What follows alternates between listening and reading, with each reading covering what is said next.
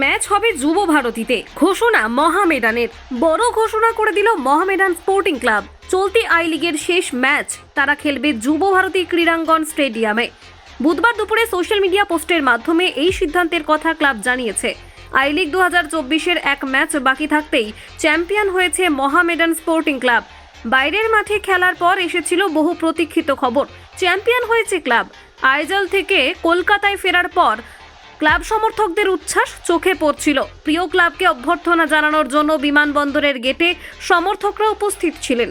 উৎসবের আমেজে ইতিমধ্যে গা ভাসাতে শুরু করেছে মহামেডান স্পোর্টিং ক্লাব। কিন্তু মরশুম যে এখনো শেষ হয়নি, বাকি রয়েছে আরও একটি ম্যাচ।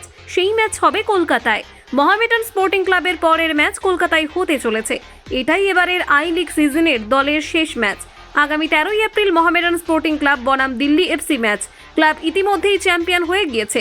হিসেব মতো এই ম্যাচের স্রেফ নিয়ম রক্ষার জন্য। তবুও কথায় রয়েছে, শেষ ভালো যার সব ভালো তার। সেহেতু অন্তিম ম্যাচেও চ্যাম্পিয়নের মতোই খেলতে চাইবে মহামেডান। সন্ধ্যে 6টায় যুব ভারতী ক্রীড়াঙ্গন স্টেডিয়ামে ম্যাচ রয়েছে। গ্রাউন্ড সেলিব্রেশনের কথা মাথায় রেখেই শহরের সেরা মাঠকে সাদা কালো কর্তারা বেছে নিয়েছেন। ঘরের মাঠে সমর্থকদের সামনে ট্রফি জয়ের আনন্দ ভাগ করে নেবে মহামেডান স্পোর্টিং ক্লাব। কলকাতা 24/7.in।